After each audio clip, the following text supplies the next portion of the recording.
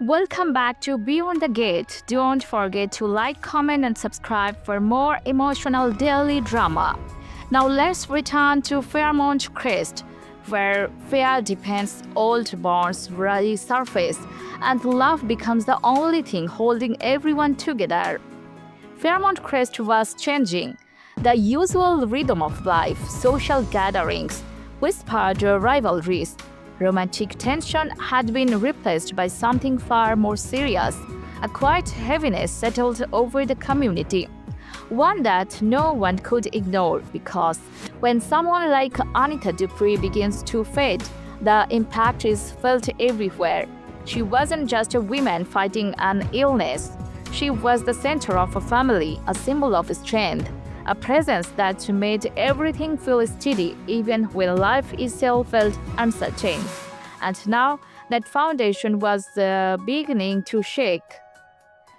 Anita Dupree had always been known for her resilience. Even as she battled cancer, she refused to let it define her. She carried herself with grace, spoke with authority, and maintained the kind of dignity that inspired everyone around her. But lately, the fight had become harder. The treatments were taking their toll. The exhaustion was deeper, the pain more difficult to hide. There were moments when Anita sat quietly, her body still, her eyes distant, as if she were gathering strength just to get through the next hour. And for the first time, those closest to her began to see something they had never seen before. Vulnerability, not weakness, but the undeniable reality that even the strongest among them could only endure so much. Still, Anita refused to surrender. She had taken a bold step recently, reaching out to Dr. Monica McCormick and asking her to consult on her case. For Anita, that wasn't easy. It meant admitting she needed help. It meant accepting that this battle had reached a level she could not face alone. But it also meant something else. She was ready to fight smarter, stronger, with everything she had. The chemotherapy, powerful, aggressive, relentless, was doing exactly what it was designed to do, but it came at a cost. Anita felt it in every part of her body. The fatigue that lingered no matter how much she rested. The discomfort that came in waves, the quiet moments where even breathing felt heavier than its sound. Yet she endured it because that was who she was, a fighter, but those around her saw what she tried to hide, and it terrified them because love makes it impossible to ignore suffering. In the midst of all this, two people found themselves pulled back into each other's orbit. Bill Hamilton and Danny Dupree. Their history was complicated, filled with love, conflict, passion, and pain. They had shared a life once, one that didn't end the way either of them had imagined it. And yet, when crisis struck, they found their way back to each other. It happened quietly, a conversation that began with concern for Anita, a shared moment of silence that spoke louder than words. Janice stood near the window, her arms wrapped tightly around herself, as if holding in emotions she didn't want to release. Bill watched her for a moment before stepping closer. "How is she?" he asked gently. Janice didn't turn right away. "She says she is fine," she replied, "but I know her." Bill nodded. "So do I." That simple exchange carried years of shared understanding. Neither of them needed to explain what Anita meant to them, or how frightening it was to watch her struggle. As the conversation deepened, something shifted. The walls they had built between them over time began to soften. "She is always been the strongest one," Janice said quietly. "I never imagined it." Her voice trailed off. Bill stepped closer. "You don't have to say it," he said. Danny finally turned to face him. "And what if I am not ready for this?" she asked. Bill didn't hesitate. "Then you don't face it alone."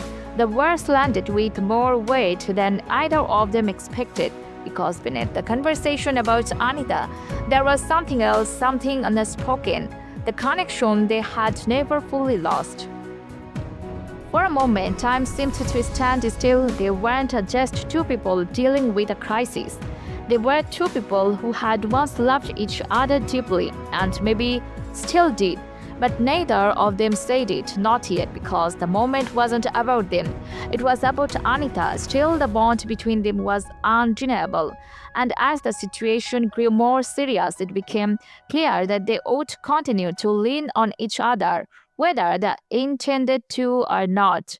Elsewhere, the tension took a sudden turn. Smith received a call. The kind of call that makes your heart drop before you even answer. Urgent, unexpected, unavoidable. Smith didn't waste a second.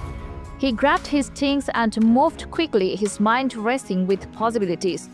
Was it Anita? Had something taken a turn for the worse? Or was it something else entirely? Because lately, danger seemed to follow more than one person in Fairmont Crest. As Smithy made his way toward the hospital, the uncertainty weighed heavily on him. He thought about Monica, about the connections they shared, about the possibility that she had reached out because something serious was happening. But another thought lingered in the back of his mind: Jacob. The undercover operation, the danger that had been building quietly. Could this call be connected to that? The unknown made it worse because sometimes, not knowing is more frightening than the true. Welfare spread through one part of Fairmont Crest, heartbreak lingered in another. Vanessa McBride was struggling. Her daughter, Diana, had hurt her in a way that words couldn't easily repair. The confrontation had been public, emotional, and deeply painful. Since then, Tiana had pulled away completely, ignoring her, shutting her out, leaving Vanessa with questions she didn't know how to answer.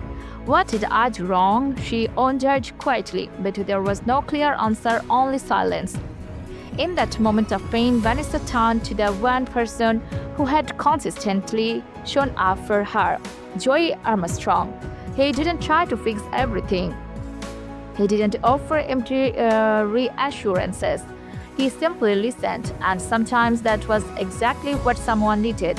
She won't even talk to me, Vanessa said softly. Joey nodded.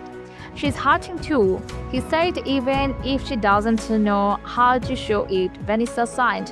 I just want things to be okay again. They will be, Joey assured her.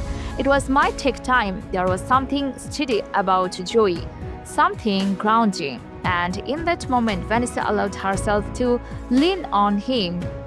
So guys, what do you think? Will Anita pull through this crisis? Or is this the turning point everyone fears? And could Bill and Danny's connection grow stronger again? Share your thoughts in the comments, like this video and subscribe to Beyond the Gate for more emotional stories and daily updates.